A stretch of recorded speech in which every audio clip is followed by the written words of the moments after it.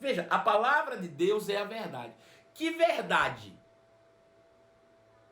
Ora, se a palavra de Deus é a verdade, tudo o que se opõe à palavra é mentira. Se a palavra nunca falou de doença, que Deus criou doença, todo o resto é mentira. Todo o resto é uma mentira.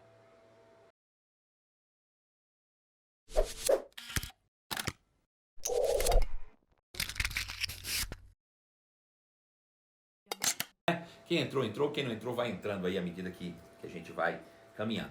Vamos fazer lembrar-se daquilo que a gente falou ontem à noite para a gente dar sequência a partir daqui. Veja, o pecado de Adão constituiu-se diretamente uma rebelião contra o reino de Deus. Deus havia criado o seu reino, estabeleceu o homem como príncipe regente e ele simplesmente desobedeceu a ordem do rei, né? Jesus, na verdade Adão, né?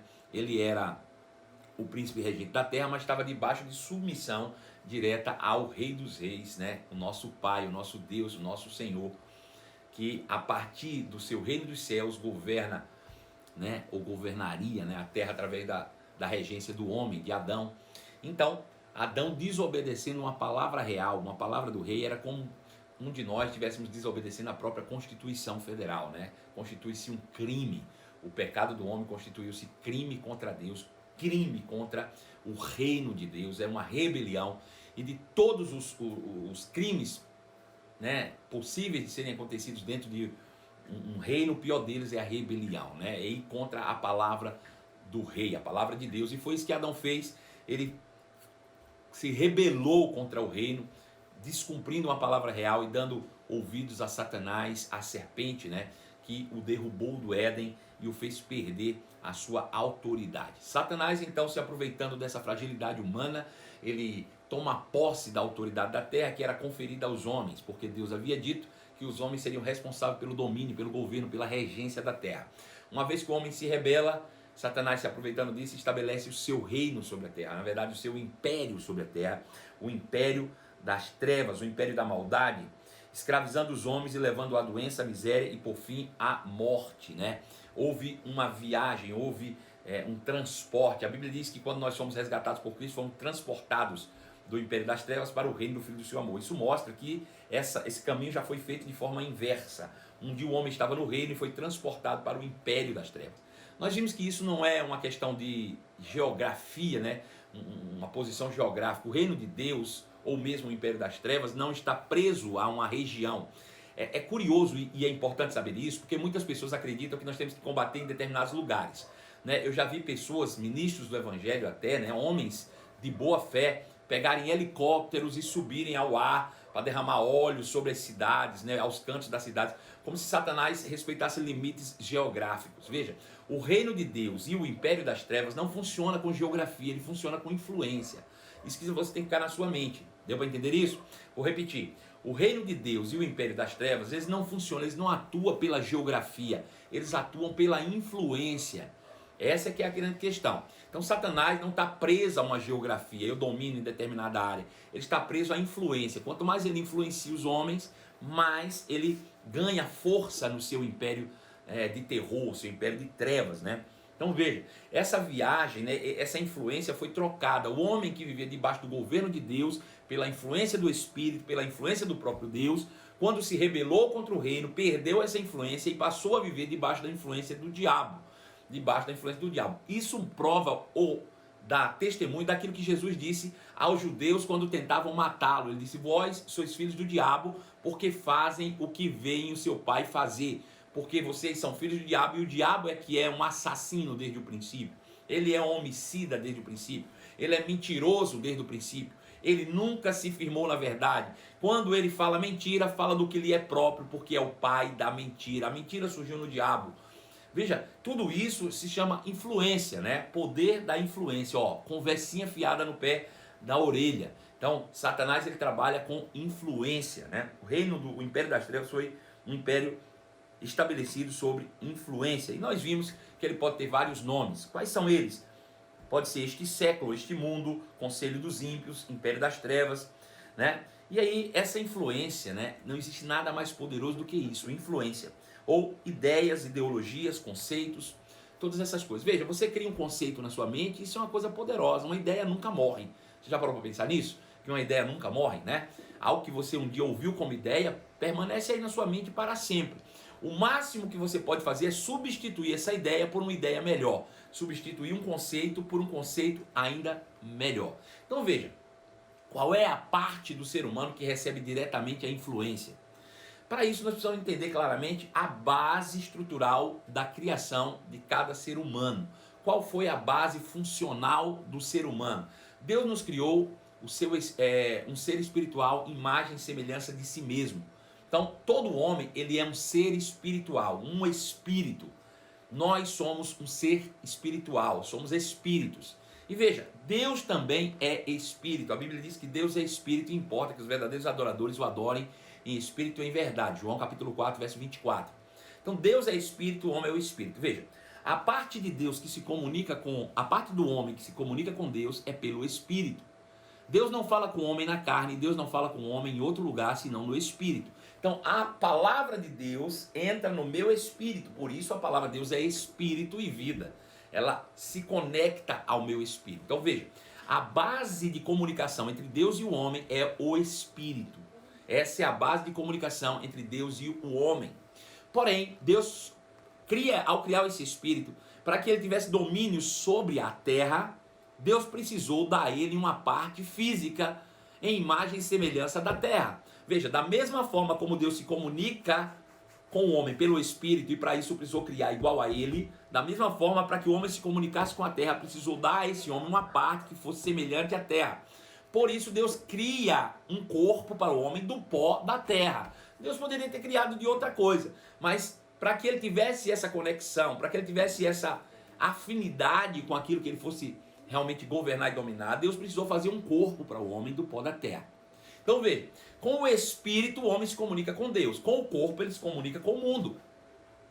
Agora, o que é que junta as duas coisas? O que é que traz conexão entre o espiritual e o terreno? É a mente, é a alma humana. A mente humana faz essa conexão. Então veja, Deus comunica-se com o meu espírito. Essa comunicação pela palavra, ela é processada na minha mente. E a partir da mente eu envio impulsos elétricos para o meu corpo, para que esse possa se mover conforme a vontade do Espírito. Então veja, se Deus me dá uma informação no Espírito, eu leio a Bíblia diz para mim, honre ao Senhor com seus bens e com a primícia de toda a sua renda. Veja, eu permito que essa informação da palavra chegue ao meu Espírito. Então o meu Espírito recebe essa informação e ele sabe que é verdade porque é a palavra de Deus. Dizendo, honre ao Senhor com seus bens e com as primícias de toda a sua renda. Aí ela sobe e processa na mente. Na sua originalidade não haveria questionamento, porque é a palavra de Deus. A mente simplesmente é dizer, pronto, o que eu preciso fazer? Honrar o Senhor com os meus bens e com a primícia de toda a minha renda. Então, essa atividade mental envia impulsos elétricos para o meu corpo, e o meu corpo chegaria lá com o meu envelopezinho, que está aqui na minha mão hoje, né, para poder honrar ao Senhor com os meus bens, com as primícias de toda a minha renda. Essa é a base original de todo ser humano. Agora veja onde tudo se corrompeu. Deus disse para o homem, não coma da árvore do conhecimento do bem e do mal. Deus deu essa informação no Espírito. O Espírito entendeu, não coma da árvore do conhecimento do bem e do mal. Porém, quando a mulher chega diante daquela árvore e vê o fruto, Satanás começa a aguçar nela algo que ela ainda não tinha despertado, as vontades da carne. Então ela vê pelos olhos que aquela árvore era boa, era bonita, era atraente. Pelo sabor, ela começou a imaginar o sabor, que ela era gostosa e principalmente ela era boa para se obter entendimento. Então veja, os sentidos começaram a gritar contra a palavra de Deus. Houve uma guerra de informações. Quando o Espírito está informando não coma, o corpo está dizendo, mas eu quero. Então há uma guerra aqui entre a carne e o Espírito. E quem processa essas informações é a mente humana. Se Adão tivesse ficado com a informação espiritual, ele tinha dito, eu não quero, eu não vou comer, a palavra de Deus é a verdade, o que o meu corpo está dizendo é a mentira, o que Satanás está dizendo é a mentira. Veja que o corpo está gritando aquilo que Satanás está influenciando. Satanás não consegue influenciar pelo Espírito, ele vai te influenciar nas tuas vontades da carne, na tua vontade carnal. Então, quando o homem disse, não, eu vou comer, então ele está abrindo mão do que Deus disse no Espírito, para ficar com aquilo que o corpo quer. Essa é a base fundamental de todo ser humano. Então veja, a forma, qual foi Quando isso aconteceu, o homem se desconectou com Deus. Se desconectou, Deus não consegue mais influenciar o homem pela palavra, porque eles estão separados. Deus é espírito, o homem é espírito, mas não há mais uma comunicação eficaz entre o Espírito de Deus, ou o Espírito que é o próprio Deus, e o homem espiritual que habita dentro do meu corpo. Quando o pecado aconteceu, acabou-se. Houve uma desconexão, e aí Satanás começa a influenciar a minha mente, ou a mente de todos os seres humanos, com as informações da carne e do mundo. Ele começa a corromper a mente dos homens. Ele começa a aprisioná-lo por meio da influência. Quando Jesus disse: o ladrão vem somente para roubar, matar e destruir, a palavra vem ali é uma palavra grega chamada erchomai. Essa palavra, na sua raiz etimológica, ela significa achando lugar para influência, ou para influenciar, entre outras traduções. Veja, tem a ver com influência. Então ele quer dizer que, então, desde a queda, o diabo, que é o ladrão, vem influenciando a humanidade na mente, levando-a para roubo, morte e destruição. Agora, essa influência mental, ela se deriva na carne. Ou seja, a partir daquilo que a carne quer, joga para a mente para voltar para a carne. Veja, é importante você entender isso. Antes, a informação vinha do espírito, que influenciava a mente e mandava para a carne. Agora, já que não tem uma conexão com o espírito, a informação vem de fora para dentro, vem da carne para a mente e para a carne. Então, quando eu, por exemplo, vejo com os meus olhos uma torta de chocolate gigante, mesmo sabendo que eu não posso comer, eu estou mandando informações da carne para a mente, e eu posso enviar essa resposta da mente para a carne. Coma tudo que você quiser, não importa. Então, veja como isso é importante e interessante de se entender. Então, a gente é todo o tempo tentado na concupiscência da carne, concupiscência dos olhos e soberba da vida. São coisas que são inerentes à realidade natural. É nisso que o diabo trabalha para nos aprisionar por meio da influência mental. Então, ele vai operando de maneira a degradar a nossa mente, moldar a nossa mente ao sistema ideológico desse mundo criado para a destruição da humanidade. Eu não sei se eu fui rápido na minha introdução aqui, rápido demais e você não compreendeu, mas a ideia do Império de Trevas é exatamente isso. É através de uma influência mental, Satanás moldando a tua mente ao sistema ideológico desse mundo, que foi criado para levar a humanidade a um roubo, morte e destruição. Então nós estamos criando um mundo falso na nossa mente, um mundo de mentiras na nossa mente. Estava tudo na nossa mente, né? Estava tudo na nossa mente aí, esse engano, né? Até que Jesus veio para nos libertar. Agora veja, vamos passar adiante. Para combater as ideologias do Império das Trevas estabelecido por Satanás, só uma arma poderia ser suficientemente poderosa. Qual seria ela? A palavra de Deus, ou a sabedoria do próprio Deus. Veja, Satanás traz informações à mente humana, nos aprisiona com mentiras, nos faz acreditar em um monte de bobageira, de bobagens, que a gente fica preso nelas, acreditando que não somos nada, que não somos ninguém, e pior, ele ainda bota toda a culpa da desgraça humana em Deus, que Deus está com raiva do homem porque o homem se rebelou, né? E ele começa a mentir. Você se lembra quando Jesus contou a parábola do filho pródigo? O filho pródigo sai de casa e leva parte da herança do pai. E aí vive dissolutamente, desregradamente, aproveita tudo que quer da vida. No começo não foi ruim, não. No começo a vida foi tranquila. E ele começou a gastar tudo que tinha. Mas aí, aos poucos, aquilo acabou. E quando acabou, ele viu que estava num processo de escravidão. E aí que ele percebeu que sozinho ele não conseguia viver. Em vez de voltar para casa e buscar o pai, ficou com vergonha por causa do ato que ele criou. Ficou com vergonha de voltar para casa. Agora eu te pergunto, se ele tivesse voltado para casa de imediato, ele não teria encontrado o pai na porta esperando? Certamente que teria, o pai já estava esperando, mas a consciência de pecado é que não lhe permitia. Então ele vai trabalhar com alguém que lhe impõe cuidar de porcos, coisa que não lhe era lícito, e não lhe dava coisa nenhuma. Ou seja, ele começou a desejar a comida dos porcos. Aí caiu em si. Quando ele começa a perceber que ele cai em si, que ele se arrepende do que fez, é que ele diz: rapaz, a casa do meu pai era melhor. Ainda que eu não fosse filho, se eu fosse apenas um empregado do meu pai, seria melhor do que a condição que eu estou vivendo. E aí ele volta para casa na expectativa de convencer o pai a lhe dar um emprego. Ele não acredita, a consciência dele está contaminada, ele não acredita que o pai lhe receberia como filho. Veja, quando ele volta, ele se surpreende porque o pai está na porta esperando. Isso aí é a história da humanidade. Desde que Adão caiu, Deus ficou esperando ele voltar, se arrepender e voltar. mas a humanidade começou a ser influenciada pelo diabo de mostrar que Deus estava com raiva, e o homem ficou com medo de voltar e Deus matá-lo. Só que Deus não quer matá-lo, né? Eu gosto da história de Gideão, quando vê o anjo do Senhor, e depois que ele se certifica que é o anjo do Senhor, ele diz, pronto, agora eu vou morrer, porque eu vi o anjo do Senhor. E o anjo do Senhor diz para ele, rapaz, fique em paz, eu não sou o anjo da morte, eu sou o anjo da paz. E a Bíblia diz que então Gideão construiu um altar dizendo, o Senhor é a minha paz. Ou seja, ele entendeu que Deus não é quem mata, Deus é quem traz paz. Porque quem foi que disse para Gideão que Deus mata? O sistema ideológico do mundo. O sistema ideológico do mundo diz que Deus castiga, que Deus é mau, que Deus quer matar, que Deus quer te ferir, que Deus quer fazer isso com você, que Deus é responsável pelas doenças, que Deus é responsável pelas misérias. Isso é o sistema ideológico do mundo que está botando na tua mente, e você traz isso para dentro da igreja e cria doutrina, para dizer que Deus é mau, né? Como é que Deus, que quando podia te matar com toda a legalidade, morreu por você, vai querer te matar hoje que você é filho? Eu vou repetir de novo. Veja, o Deus que tinha toda a legalidade para te matar quando pôde, morreu por você. Por que hoje que você é filho, ele te mataria?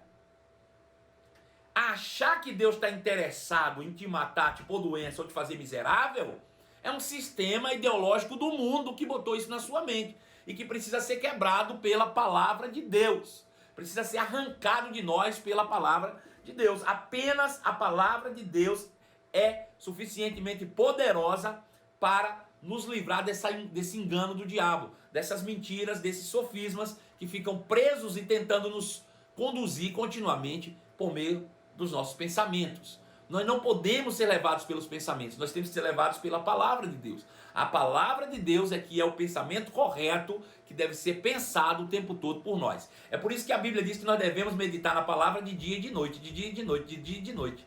Para quê? Porque só a palavra de Deus pode governar a nossa mente. Deveria permear minha mente todo o dia inteiro, de dia e de noite, de dia e de noite.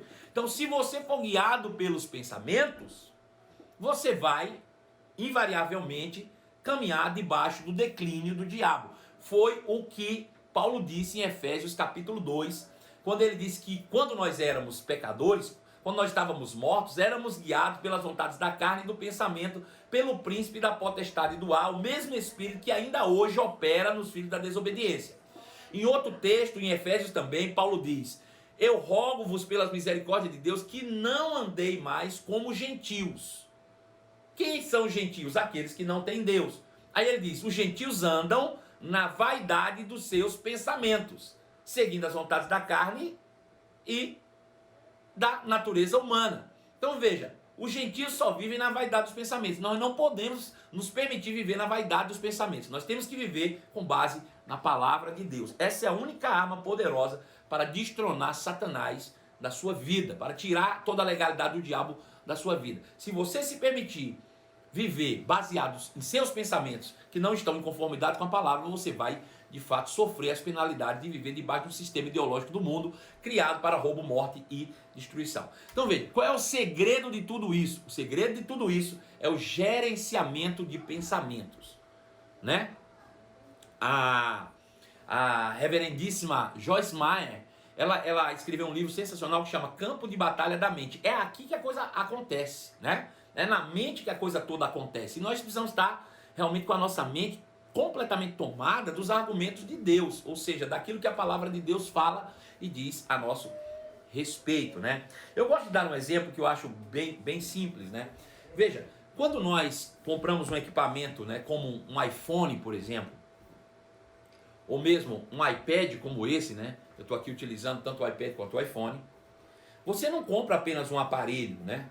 Você compra de fato um programa como um todo, né? Você compra uma concessão de direitos de usufruir de algo que alguém criou. Esse aqui é o fato. Você não compra um aparelho só. Veja, se você comprar apenas um iPhone ou um iPad e não tiver conexão, não tiver uma assinatura com aquele que criou, você não usufrui nada dele. Quando você compra um iPhone ou um iPad, a primeira coisa que você precisa fazer é uma conta direto com a Apple, né? Por meio de um e-mail. Você cria um e-mail lá de iCloud, né? Normalmente. Então você cria um acesso, você cria uma conta com o criador. Você está conectado com o seu criador. Veja, eu compro um iPad, mas eu preciso estar conectado com o criador. Se eu compro um iPad e não tenho uma conta, uma conexão com a Apple, eu não consigo usufruir coisa nenhuma desse iPad. Agora veja, eu compro esse iPad e esse iPad é conectado direto à Apple.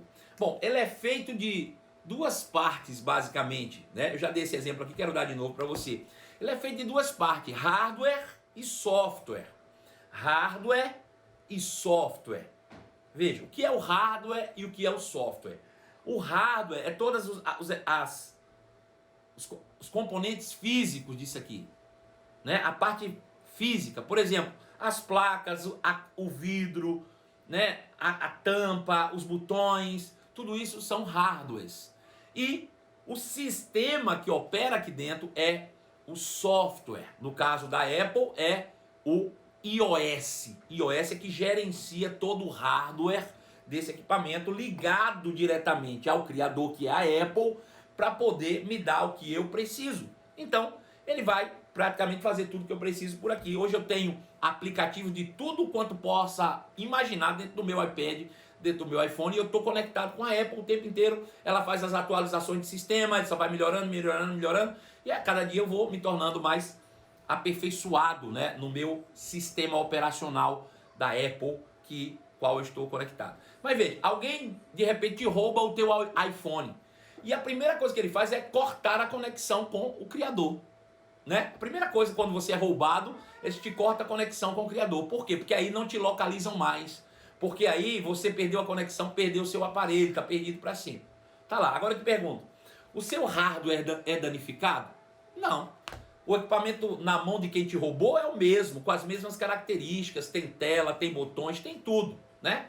Tá lá, tá igual. Porém, porque você não tem uma conexão, você não pode atualizar o sistema. E aí o que ele faz? Ele vai pegar, tirar o sistema que está nele, que é o iOS, arrancar esse sistema, e vai colocar um sistema pirata dentro do seu aparelho, né? Estou dando um exemplo, né? Eu conversando com o Pedro disse que é possível se fazer.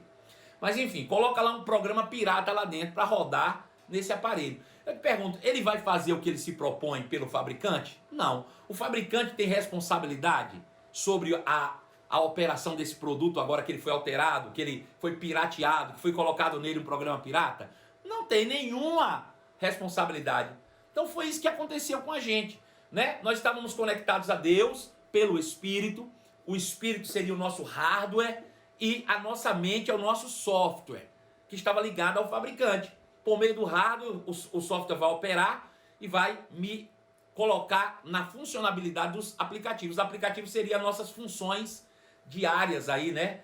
Por exemplo, comer é o aplicativo da comida, rir é o aplicativo do sorriso, e por aí vai, né? Agora veja, quando Satanás nos engana e nos rouba de Deus, nós somos desconectados do nosso Criador.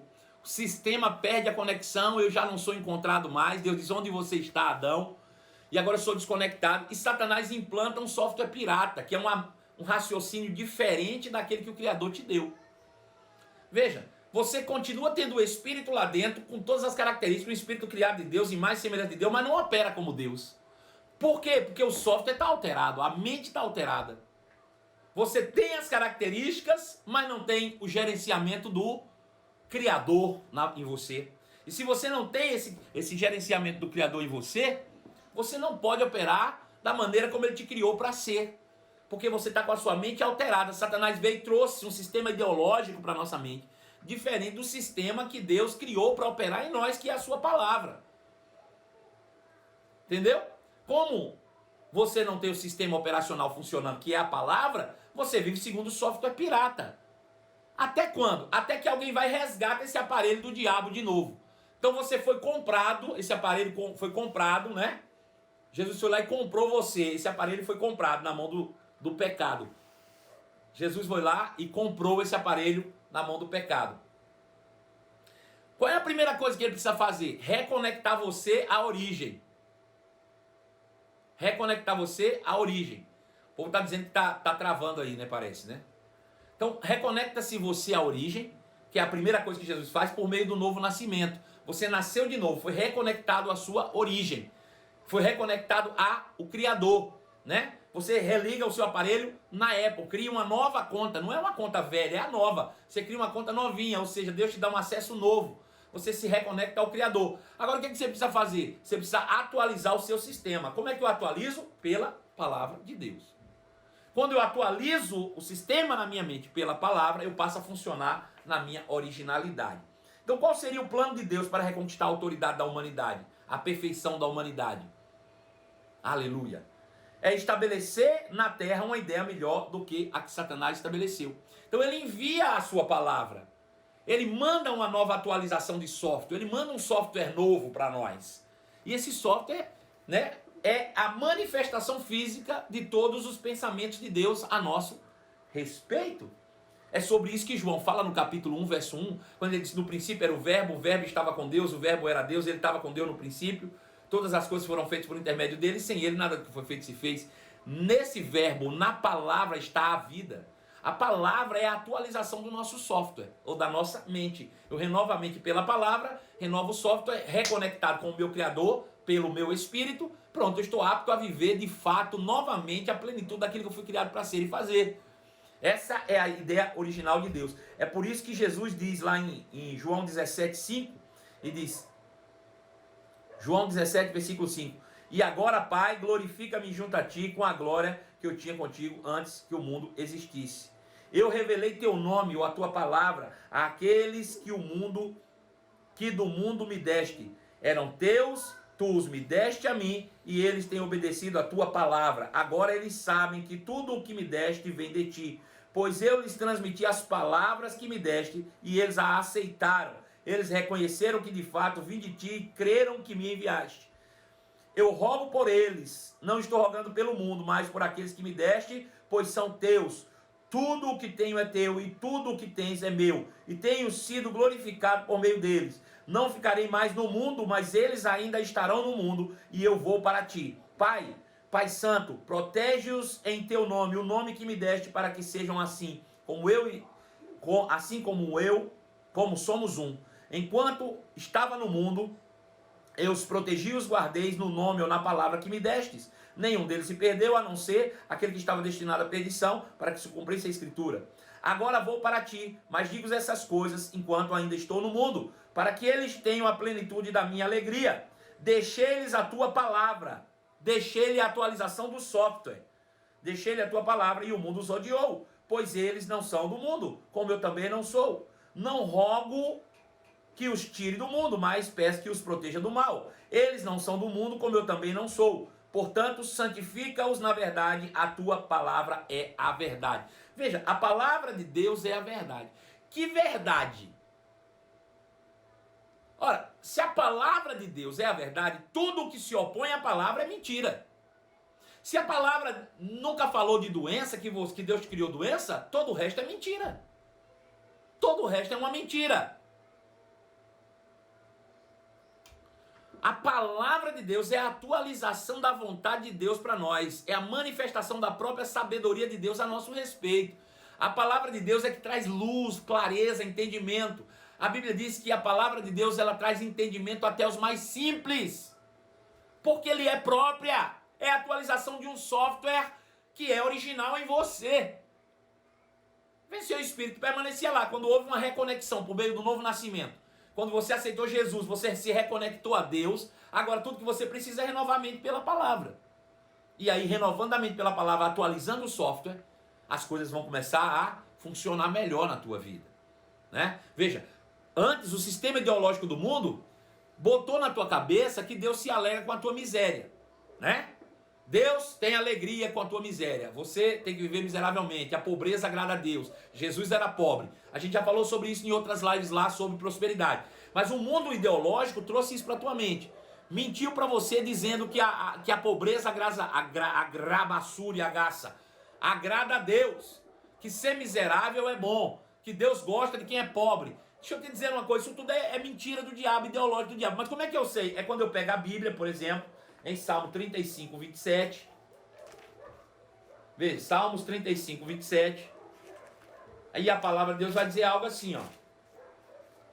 Cantem de júbilo e se alegrem os que têm prazer na minha retidão e digam sempre, glorificado seja o Senhor que tem prazer na prosperidade dos seus servos. Veja, a palavra diz que Deus tem prazer, o mundo diz que Deus gosta do pobre. Eu vou ficar com o que a palavra de Deus diz ou com o que o mundo diz? Se você achar um versículo que diz que Deus se alegra com a pobreza dos seus filhos, então eu vou ficar com o que a palavra de Deus diz.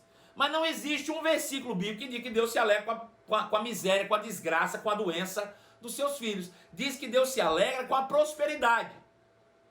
Então, por mais que eu tenha aprendido a minha vida inteira que Deus se alegra com a pobreza, isso é uma mentira, porque a Bíblia é a verdade, e a Bíblia diz que Deus tem prazer na prosperidade dos seus filhos. Eu preciso moldar a minha mente pela verdade, eu preciso viver a vida verdadeira agora, se eu quiser usufruir de todos os benefícios para a qual fui criado. Senão, eu serei limitado. Aí como é que Deus faz isso? Veja, Satanás criou um sistema ideológico e colocou no mundo. Tá aqui, a gente fica imaginando que o homem é isso aqui que o diabo pintou e bordou. A única forma de Deus mostrar que aquilo estava errado é se Deus conseguisse personificar os seus pensamentos em uma pessoa. Veja, é o que João diz no capítulo de número 1, versículo de número 14. Ele diz assim: aquele que é a palavra tornou-se carne e viveu entre nós.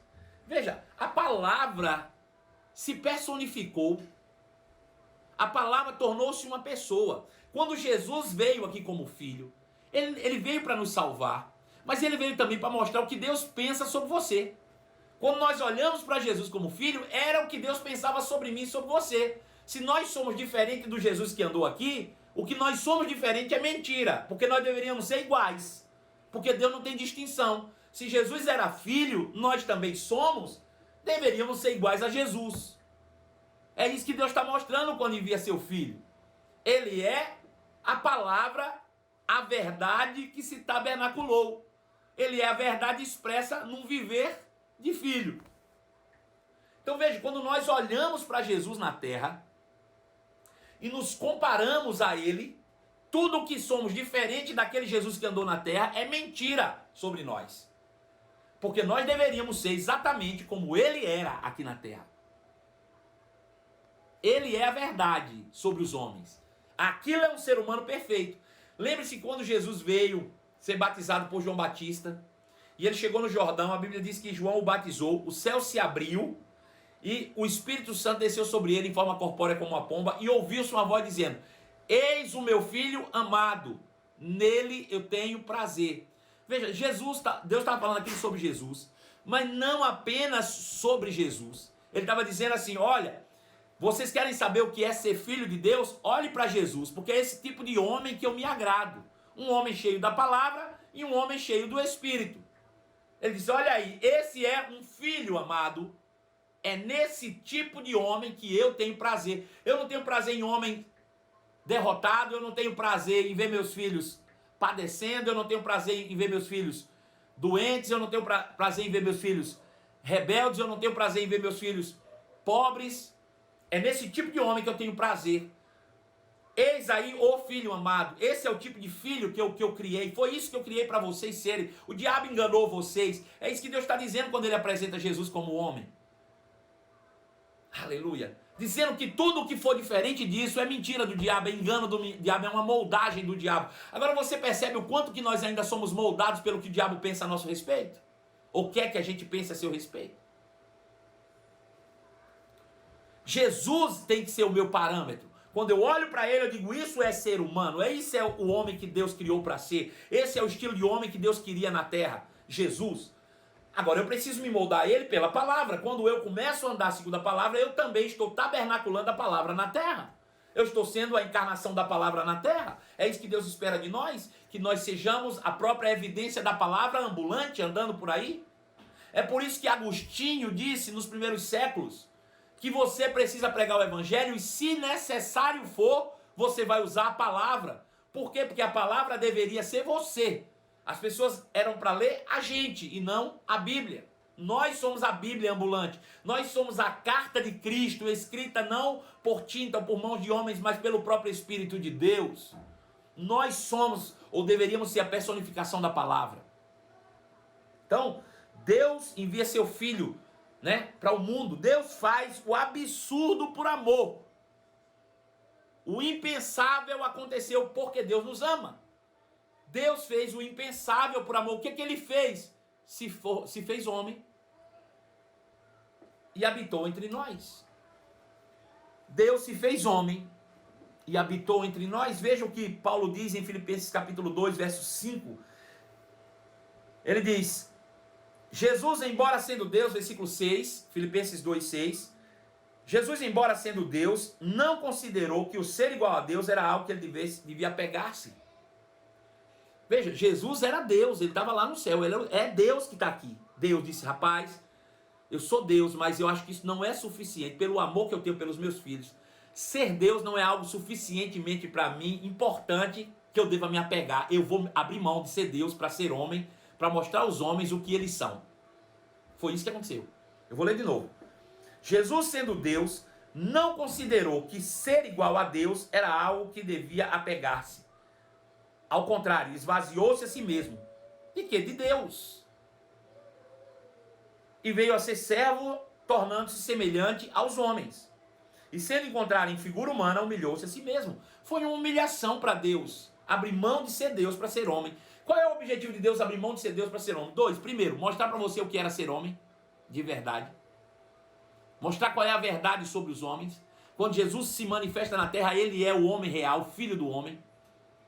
É tanto que ele usa essa terminologia sempre, diz o filho do homem, para dizer: eu sou humano mesmo, eu sou humano. Ei, vocês estão vendo eu fazer coisas extraordinárias, mas era para vocês fazerem o mesmo. Vocês é que estão com a mente deteriorada. Vocês é que estão rodando com software pirata. Eu sou original. O homem original sou eu. Vocês são uma cópia. Se nós não estivermos andando à altura do que Jesus é, somos cópia. E não homens verdadeiramente originais como Deus nos criou para ser e fazer. Então Jesus veio como homem original. Agora, ele não era qualquer homem, ele era Deus. Deus fez o impossível. Deus tomou uma iniciativa impensável por amor a nós. Ele largou a sua deidade no céu para se tornar parte da sua criação. Se fez homem. Se fez homem. Aleluia. Por que Deus fez isso? Primeiro, porque se foi um homem que pecou, apenas um homem podia tirar o homem do pecado. Se o problema estava na terra, por que Deus não resolveu antes? Porque Deus não tinha legalidade de ele, como Deus, resolver o problema. Quem tinha que resolver eram os homens. E aí Deus precisou se fazer homem para resolver o problema. Foi um homem que resolveu o problema. O nome dele é Jesus. Jesus se fez homem para resolver o nosso problema. E quer saber? Fez tudo de forma legal.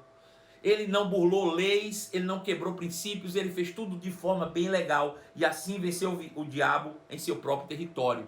Sabe? Deus não venceu o diabo num território diferente, ele venceu o diabo no próprio território. Ele enfrentou o que o diabo fez, ele passou pelo que Adão passou, porém sem pecado. Ele foi tentado na concupiscência, ele foi feito pressionado, ele foi tentado a não andar na palavra, só que ele não abriu mão como homem e ele não sucumbiu. Ele foi obediente em tudo até a morte e morte de cruz.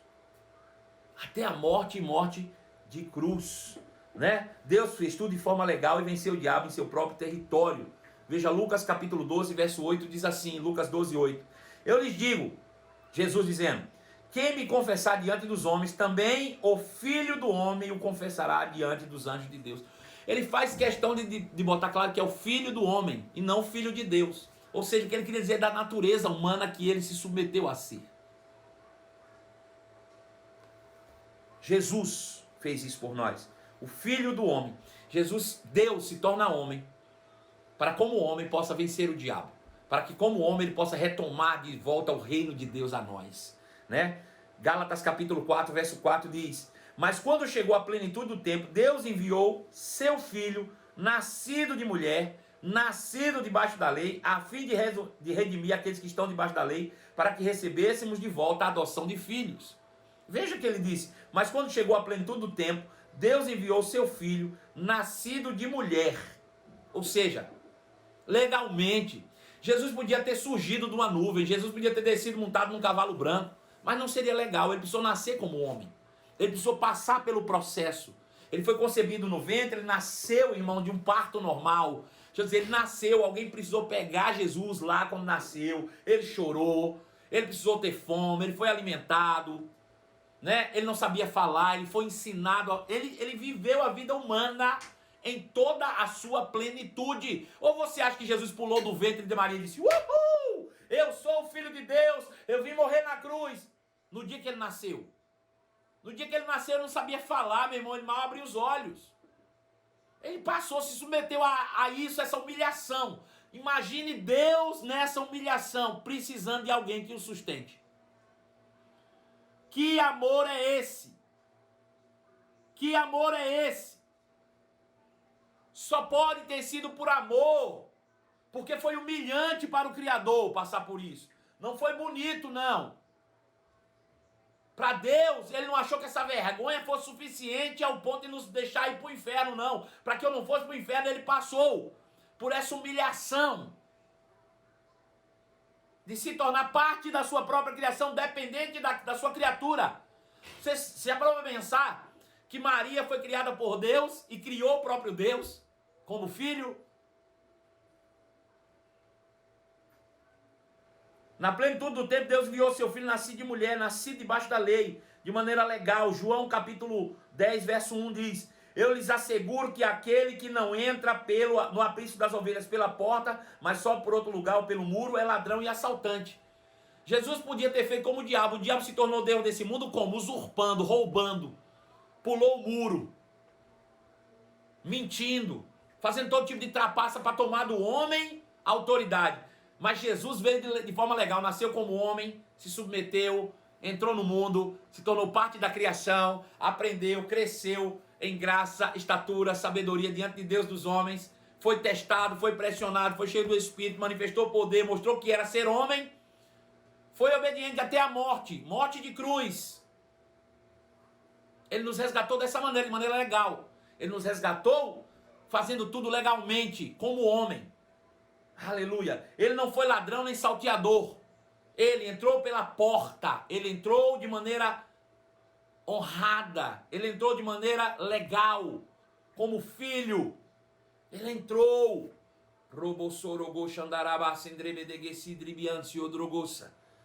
Ele entrou de maneira legal. Deus se faz homem por respeito ao cumprimento da sua própria palavra. Segundo o que ele diz em Jeremias capítulo 1, verso 12, eu velo para cumprir a minha palavra. Se ele disse, eu dei o governo da terra aos homens, apenas um homem poderia retomar esse governo que foi roubado. Então Deus se faz homem por amor à sua palavra, por honrar a sua palavra. Deus se fez homem porque honra a sua palavra, por amor ao que ele disse, para não passar por cima do que ele falou. Deus se fez homem e habitou entre nós. Uma vez que ele deu a terra aos homens, apenas um homem poderia legalmente reaver todo esse domínio. Veja, Romanos capítulo 5, verso 15, Paulo diz: entretanto, não há comparação entre a dádiva e a transgressão. A dádiva é o que Jesus fez, a transgressão é o que Adão fez. Adão era homem, Jesus era homem. Mas não há comparação, não há como comparar o poder das duas coisas. É claro que o que Adão fez, houve um dano, mas o que Jesus fez, teve muito mais poder para reverter esse dano e nos dar uma posição ainda superior. Não há comparação entre a dádiva e a transgressão, pois se muitos morreram por causa da transgressão de um só homem, que é Adão, muito mais a graça de Deus, isto é, a dádiva pela graça de um só homem, Jesus Cristo, transbordou para muitos. Então, se por Adão entrou a ofensa, por Jesus entrou o perdão. Por um homem entrou o pecado, por um homem entrou a justiça. É uma questão de legalidade. Não foi Deus que resolveu o problema, mas foi a partir de Deus que resolveu-se o problema. Deus se fez homem e como homem Jesus resolveu para nós, tomou, reaveu de nós toda a autoridade. Mateus capítulo 20, verso 28 diz assim: como filho do homem, que não veio para ser servido, mas para servir e dar a sua vida em resgate de muitos. Jesus veio como filho do homem, para, dando a sua vida, pudesse resgatar a todos nós como homem. Como homem. Aleluia. Lucas 19:10 diz: pois o Filho do Homem veio restaurar, ou veio buscar aquilo que se havia perdido. Jesus, como homem, veio restaurar o que Adão perdeu. Agora, o que foi que Adão perdeu? Adão perdeu uma religião. Quando Adão pecou no Éden, ele perdeu a religião. Não foi isso que ele perdeu? Foi ou não? Hein? Quando Adão pecou no Éden, ele perdeu a religião. Foi isso que ele perdeu? Não. Jesus veio restaurar, veio retomar, veio reconstruir aquilo que Adão perdeu. Se não for uma religião, por que a gente acredita que Jesus veio restaurar a religião? Não tem religião não, meu irmão. O que Adão perdeu foi o reino. E porque perdeu o reino, perdeu o governo, o domínio, a natureza de filho, a filiação, os benefícios. Jesus veio restaurar o que havia perdido. Jesus veio restaurar o reino. É por isso que quando Jesus chega, a primeira mensagem dele ele diz: arrependei-vos, porque é chegado o reino de Deus. Vamos restaurar o reino. Agora, quando ele diz vamos restaurar o reino, arrependei-vos, essa palavra arrependei-vos é mudança de pensamento. Vamos mudar a cabeça. Vamos mudar o pensamento. Vamos mudar a forma de pensar. Chegou um novo governo. Você vai ser influenciado diferente agora. Você não precisa mais se submeter àquilo que o diabo diz. Chegou um novo pensamento, uma nova visão de mundo, uma nova modalidade. Chegou um novo sistema. Abandone o império das trevas. Chegou o reino de Deus. Aleluia. Então, através da obra da cruz, Jesus derrotou o diabo, seus demônios e retomou a autoridade que nos foi perdida. Romanos 6, verso 3 e 4. Ou vocês não sabem que todos nós que fomos batizados em Cristo Jesus, fomos batizados em sua morte? Portanto, fomos sepultados com ele na morte por meio do batismo, a fim de que assim como Cristo foi ressuscitado dos mortos mediante a glória do Pai, também nós vivamos em novidade de vida. Aleluia. Nós vamos parar aqui.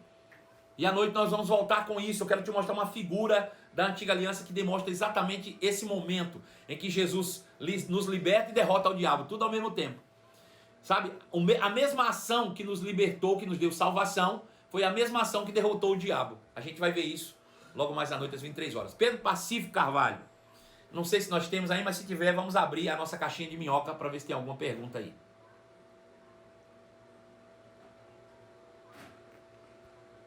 Tem só as do Stories. O senhor recebeu. Então não tem pergunta nenhuma. Não. Você tem alguma pergunta para fazer? Dá tempo ainda. Nós temos 8 minutos aí para responder suas perguntas a esse respeito. Vou repetir aqui a última coisa que eu falei. Jesus, através da obra da cruz, derrotou o diabo e seus demônios e nos salvou, nos devolveu a autoridade, nos devolveu o reino, né? Eu gosto de Lucas, acho que é 12:32, eu vou conferir o texto daqui a pouco. Mas ele diz: não tenha medo, ó pequeno rebanho, foi do agrado do Pai lhes dar o reino de volta, trazer o reino para você. Foi do agrado do Pai restaurar o reino para você. Foi do agrado do Pai te dar o reino, te conceder de volta a autoridade, regência, governo. Você hoje se torna dono da sua própria vida de novo. Você agora pode fazer o que você quer. Antes você era escravo do pecado, agora não. Agora você tem de volta a autoridade lhe foi dada. Você pode dizer sim ou não. Você não precisa dizer sim o tempo todo para o pecado. Você pode dizer não para o pecado. Você não foi mais sujeito a essas coisas. A Bíblia diz que a lei do Espírito e da vida em Cristo Jesus me libertou da lei do pecado e da morte. Eu não sou mais sujeito ao pecado. Eu não estou mais escravo do pecado. Agora eu sou livre. Parece que chegou uma pergunta aí, Pedro Pacífico. Vamos lá.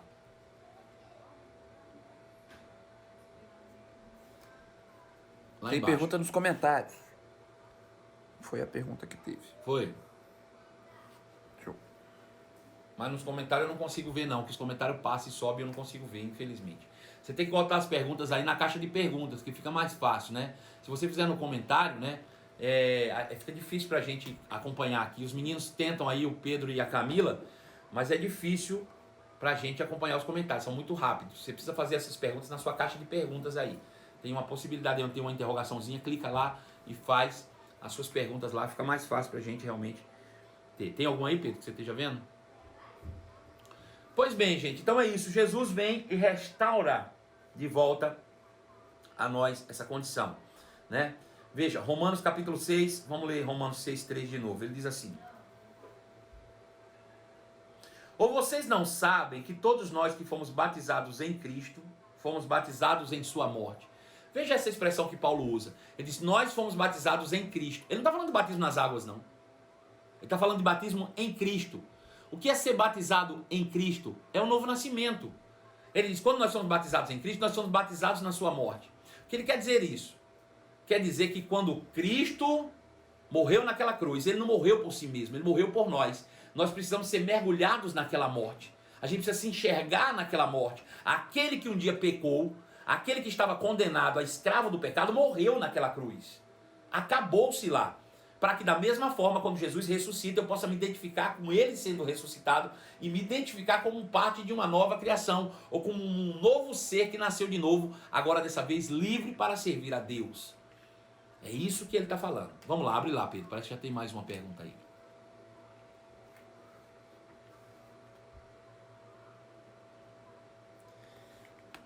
Como fala com jovens agora nesses momentos?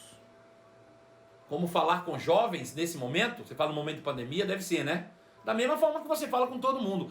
Rapaz, eu gosto do que Paulo diz em 1 Coríntios capítulo 15. Ele diz, quando eu fui ter com você, eu não preguei outra coisa, senão que Cristo morreu pelos nossos pecados e ressuscitou para a nossa justificação. Rapaz, a mensagem da cruz é isso, sabe? As pessoas me indagam e dizem assim, pastor, como é que o senhor tem conhecimento sobre tantos assuntos bíblicos? Quer dizer, eu não tenho conhecimento sobre tantos assuntos bíblicos. Eu tenho conhecimento sobre um único assunto, que é o que importa. Eu tenho conhecimento sobre a redenção. Você não tem que pregar outra palavra. Sabe o que me deixa, desculpa a expressão que eu vou dizer aqui, me deixa chateado, indignado? É você querer usar estratégia humana para convencer os outros de algo que é espiritual. Né? Os homens são cheios dessas ideiazinhas. Vamos criar um coach, desculpa os coaches aí, tá? Eu não tenho nada contra vocês, nem contra a profissão de ninguém.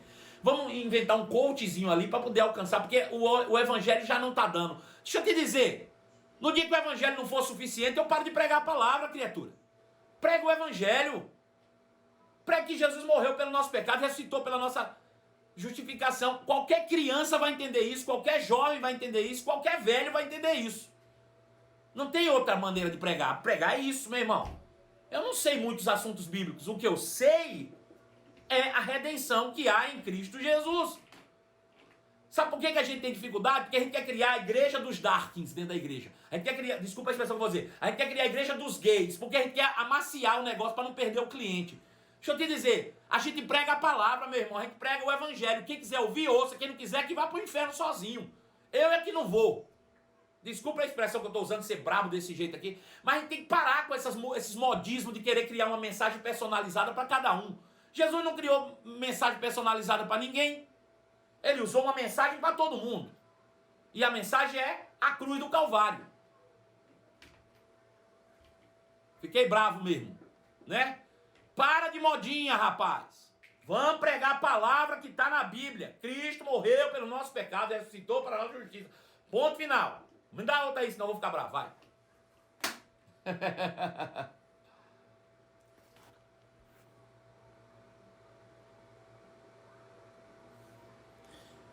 Meu filho de 18 e 12 anos até hoje não foram batizados, nem aceitaram Jesus. Você tem dois filhos, um de 12 e um de 18. Nem foram batizados, nem aceitaram Jesus. Sabe por quê? Porque você nunca pregou para eles. O meu segundo filho tem 9 anos, aceitou Jesus, já foi batizado nas águas, já fala em línguas, tem 9 anos. E isso aconteceu quando ele tinha uns 7, mais ou menos. Pastor, como é que você conseguiu? Pregando, ué. A gente quer que as pessoas voluntariamente cheguem pra gente e dizer, ei, eu vim aqui aceitar Jesus e ser batizado. Ei, você tem que pregar, se você não pregar, eles não vão aceitar, ué. Não existe outra forma de você fazer uma pessoa aceitar Jesus se você não pregar, não. Pregue. Agora, primeiro, comece a olhar se você está pregando com a sua vida também, né? Se a tua vida é condizente com o que você diz que crê, né?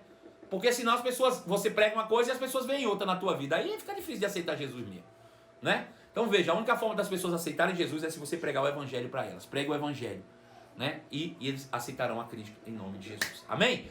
Ó, chegamos ao final. À noite nós retomamos. Amo vocês de todo o meu coração e a minha indignação é com a palavra, é com a distorção às vezes da palavra, não é com as pessoas não, tá bom? É com o sistema do mundo.